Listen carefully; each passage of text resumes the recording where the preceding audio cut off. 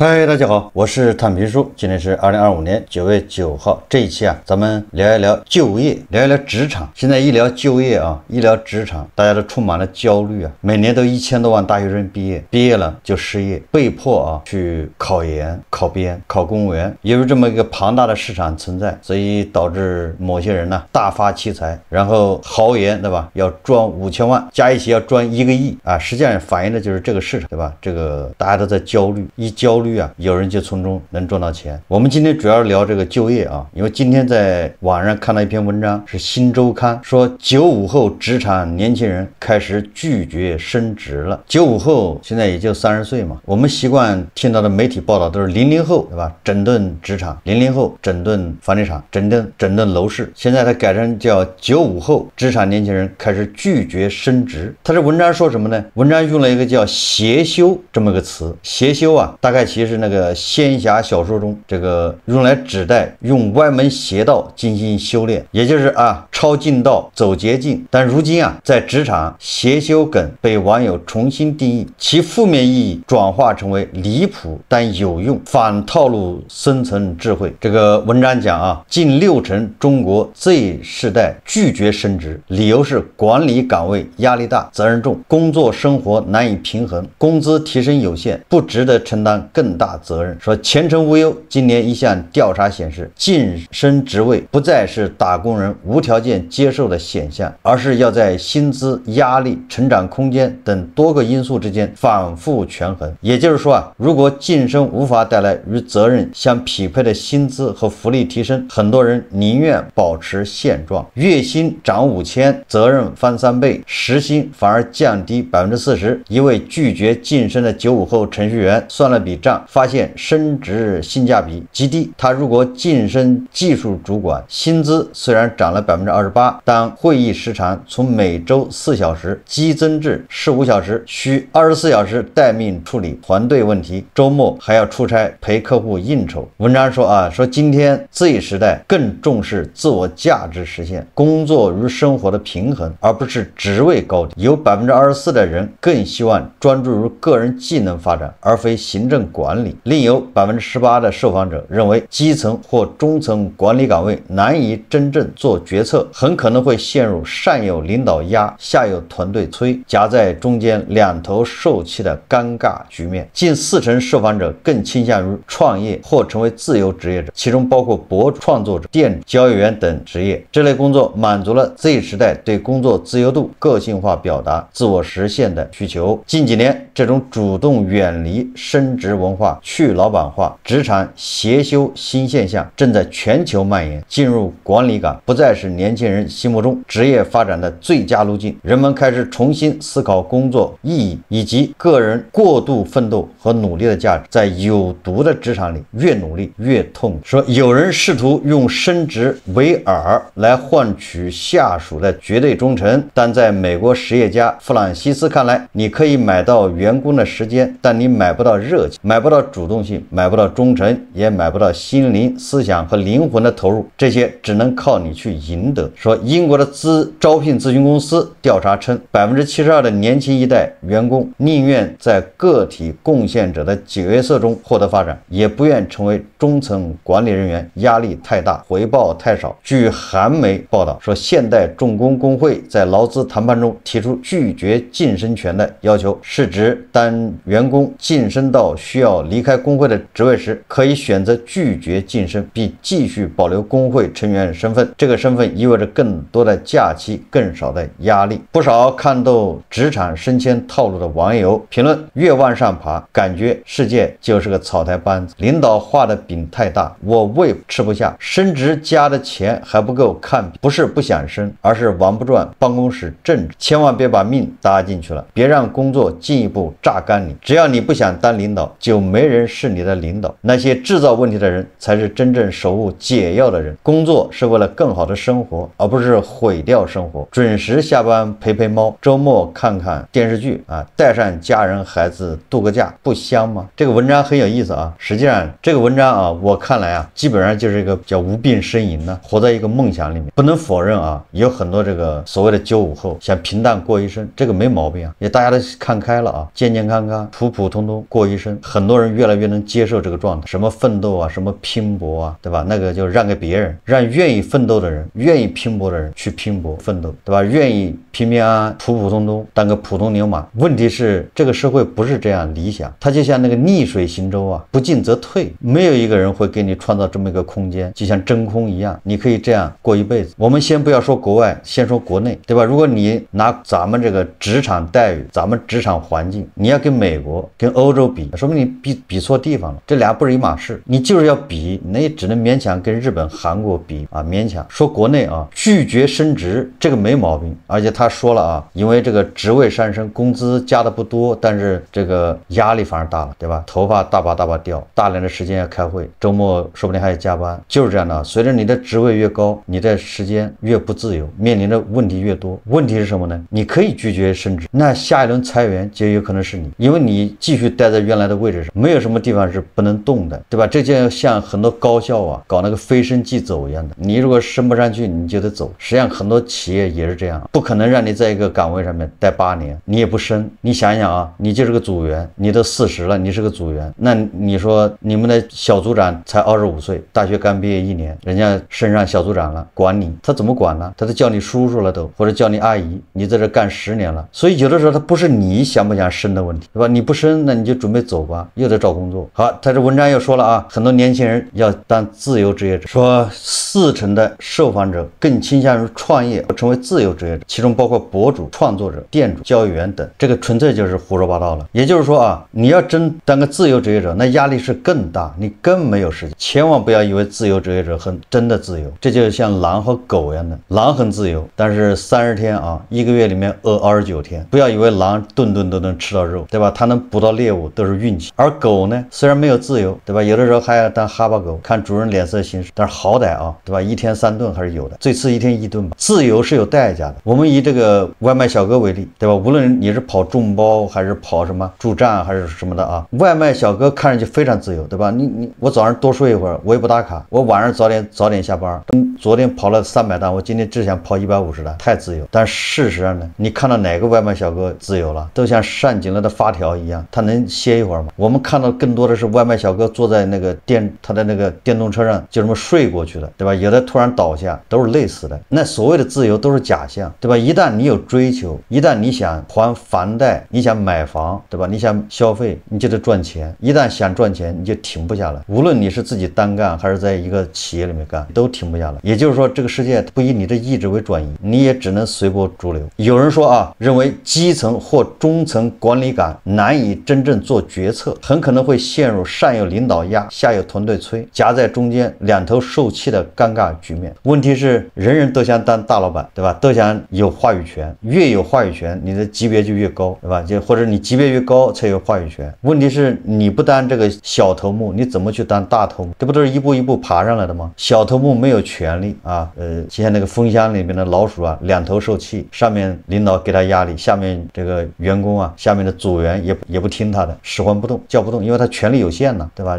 这个叫什么？参谋不带长，放屁都不行，这他没权利，没权利，你说你怎么叫得动别人呢？叫不动吧，那你这活对吧？谁干呢？是两头受气。问题是不可能说你是个普通员工，对吧？谁立马给你提到这个副总啊或者总经理啊？除非是你爸呀，对吧？除非你们是家族企业啊。美的那儿可以是吧？美的那儿特朗普不拘一格降人才啊，电台主持人当国防部长，对吧？私募基金管理人当财政部长。但是你在这个大国，对吧？在咱们这种传统社会里面，这种非常难，可遇不可求。我说这个什么意思呢？也就是这个文章写的太矫情，就我们很多人太多的人是身不由己，是没有办法，对吧？你如果买了房子，你有按揭贷款，没有按揭贷款，你还有小孩要养，没有小孩要养，你上面还有父母。如果没有父母，你还是不自由，对吧？因为这个社会会把你横向竖向各种比较，就是你身边到处都是尺子啊。所以说主动远离升职文化，去老板化，这叫职场邪修。这个那确实是叫邪修。你不愿意升职，你去老板化，最后自己当老板，那你说哪个更累呢？哪个压力更大？就他这种认为老板的压力小，你知道吧？老板没有压力，实际上老板的压力才是最大，对吧？许老板在蹬缝纫机，那个孙老板一开记者会，对吧？就觉得至少得表演一下哭啊，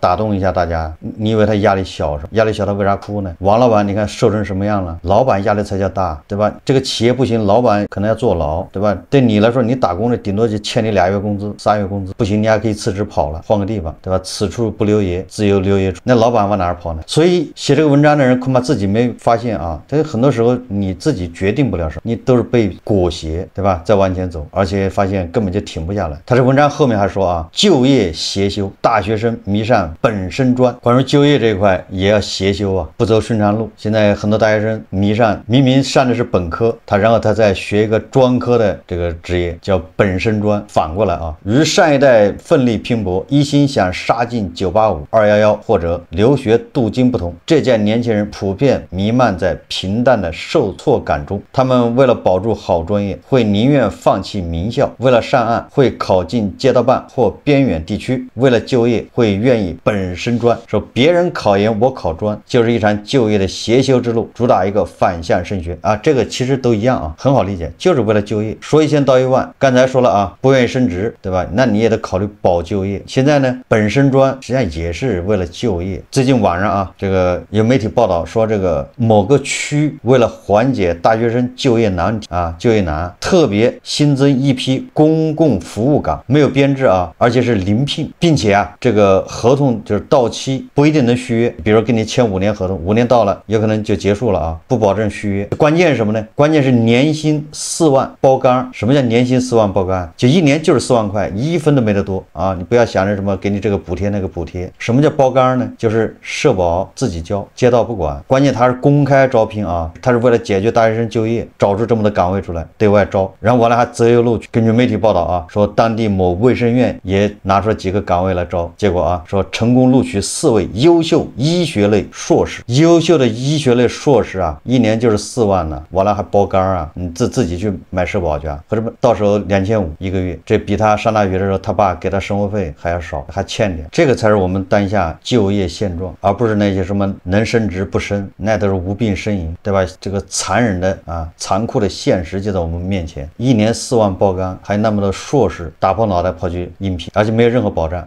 到时候合同到期可能不续了，重新找工作吧。大家恐怕还记得吧？前一阵子媒体报道啊，这个苏州中学2025年要招一批老师啊，校招啊，2025年教师拟录取名单公示，苏州中学一共就招13个老师，就新招啊。这13个老师里面啊，清华北大的毕业生占10个，还有一个是南京大学，还有一个是中国科技大学。然后13个人里面博士是8个，研究生是5个。这13个人里面没有一个是师范类的毕业生，清华北大嘛。然后这13个人里面啊，专业有这个化学、光学工程、天体物理、数学，清华北大的博士到苏州中学当老师。不管怎么说，对吧？那都是只能说文凭贬值太厉害了。现在有人说啊，我们在读的博士，就现在还没毕业的博士在读的这个数量已经超过这个就是已经毕业的博士之和，就是建国以来啊从1949年开始啊，这么多年咱们国家培养的博士，已经毕业的博士还没有现在啊正在读的博士多。你说这一届博士有多少人？这3年里面，那能不贬值吗？所以这个文章说啊，就业邪修，大学生迷上本身专。前不久，铁路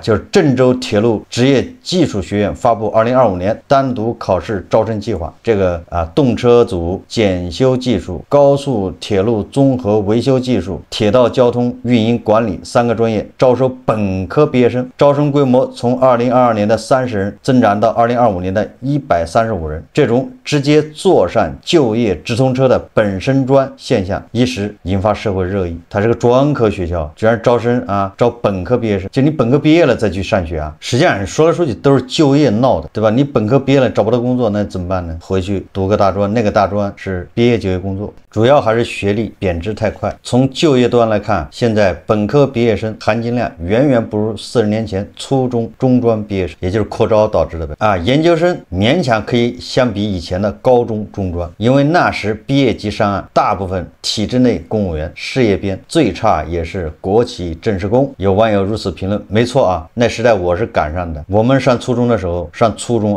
学习最好的人都是考中专，不是考高中。学习最好的人，初中学习最好的都上中专。上什么中专呢？什么粮食学校，还有什么农业学校，还有什么师范学校也有。初中那都是中专。为什么呢？因为那中专3年读下来，你就上班了，你就开始吃公家饭了，穿皮鞋了。所以说学习最好的都去上中专了。就那个时候实际上没有什么公务员、事业编这个说法那时候就叫国家干部，那个时候叫2元对立，对吧？就是工人和农民。哎，你考上中专之后，你就不是农民了，你就是工人，而且还是干部，一步到位。刚才咱们说啊，不能拿咱们的跟欧美去比，比不了。大家看一段视频啊。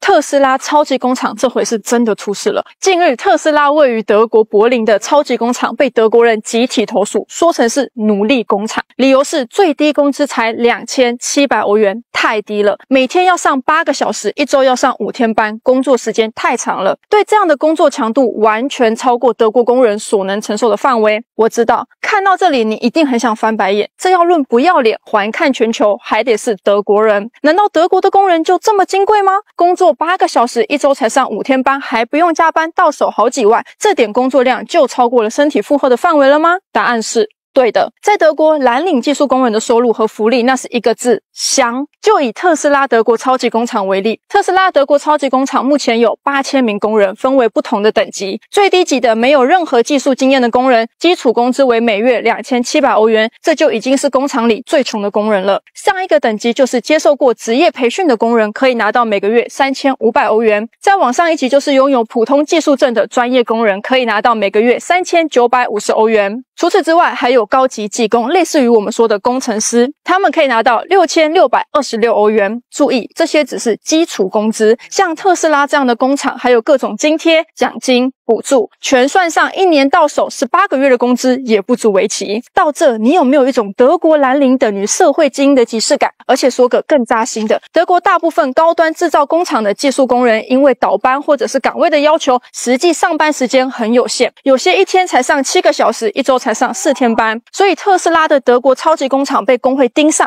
并不是完全没有道理的。据说特斯拉德国工厂是所有超级工厂里面工资最高的，却是所有超级工厂里面才能最低的，这就是德国速度。但这也可能是德国工业强国的基石。德国的特斯拉超级工厂双休，每天8小时，坚决不加班的啊，最低一个月2700欧，这相当于人民币大概2万多块钱吧，23000。就这个人家抗议，对吧？觉得时间太长了，一周居然要上班40个小时，谁受得了？严重的，对吧？损害了他们的身心健康，影响了他们休息。这个特斯拉啊，在德国妥妥的就是奴隶工厂。但是反过来，你看他在上海，那我们觉得还是不错的嘛。那你说你怎么跟欧美去？欧美人不升职，人家有那个命，有那个条件，对吧？咱们你不能是叫小姐的心，丫鬟的命了。如果在德国，在美国，哎，你说我不愿意升职，甚至累，对吧？我要下班我就回家，哎，这说得过去啊。你看人家就已经到这水平，在国内不行，对吧？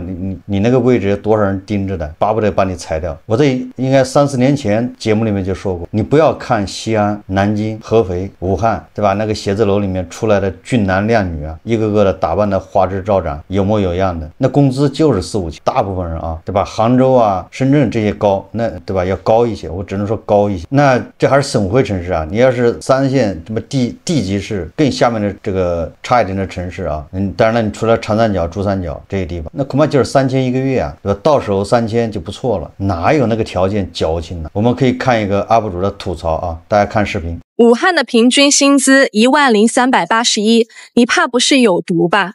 我在武汉待了10几年了，1万薪资的活人5个指头数得过来，3千的狗大街上一堆。武汉啥待遇？我告诉你啊，你不是有大本事的，到手薪资2500到5000，单休5险1金不齐全。武汉赚钱武汉花，一分别想带回家。这个女 UP 主说的是武汉，事实上就是这样啊，不要被那些个别的啊说一个月工资1万多、2万的蒙蔽了啊，蒙蔽了双眼，这个新增这个偏差，也不要被那个社交媒体上的，对吧？人均5万起步的这种，年薪都是180个的，不要被这些假象蒙蔽了。毕竟，对吧？交个人所得税的，有资格交个人所得税的，全国啊也就6000万人，也就是你的收入超过了5000，只有6000万，所以医学硕士去，对吧？年薪包干4万就不难理解了啊。说来说去就是就业难。为什么我们现在这一次啊，为什么大家就觉得更累？比那个22年前呢，98年大下岗，98年公务员那时候不叫公务员呢，就是这个机关单位的叫下海停薪留职，就因为单位的工资发不下来，没钱发工资，让你们自谋出路。那个时候也没有什么裁员这一说，就是机关单位啊没有裁员这一说，就让你停薪留职啊，关系还放在这个单位，然后你就自己出去折腾去吧。苟富贵勿相忘，就是你出去折腾发财了，别忘了兄弟们。所以好多人就办理那个停薪留职啊，就是到海南、到深圳去闯去了。这里面就有潘石屹啊，还有什么那很多人啊，很多知名人士都是这种性质的。那个居然之家那个老板叫什么名？都是那个时候啊，人家都是单位的什么干部啊。好像加州老师也是啊，就加州老师就是坏了事，国企职工叫下岗分流。但是那一次呢，虽然也惨，但是比这一次要好。为什么呢？因为现在大家都负债，你没负债，那你爸负债了，就很有可能啊，就是负债的多。因为咱们居民部门这个杠杆率啊，就是负债还是比较大的。而那个98年大下岗的时候，那时候还没有负债，没有负债什么意思啊？就是你不会暴雷的，你就是出去蹬个三轮车，摆个地摊，挣5块钱够吃饭就行。你现在显然不行了，对吧？你不仅要吃饭，你要还按揭贷款，你要还那个什么这个贷那个贷，你不还你就破产了，一辈子爬不起来。所以现在就比以前为什么累，就是因为大家很多人负了债再失业那就完蛋，对吧？过去因为没有负债失业了，反正就是没有收入，难过，但是他不需要还按揭贷款啊，这就是为什么现在大家压力会更大的原因。也正因为这样，所以更要保工作。所谓的保工作就是保收入，你得一个稳定收入，有条件选择的，还挑三拣四的，挑肥拣瘦的，还不愿意升职的，这些人恐怕是没有负债，对吧？他没有负债，他确实就是失业了，他也不担心啊。父母恐怕还有退休金，他还有选择余地啊。这些人毕竟是少数啊。好，这期节目咱们就聊到这里，感谢大家收看。如果喜欢我的节目，欢迎订阅转发，也可以在下方留言评论，谢谢大家。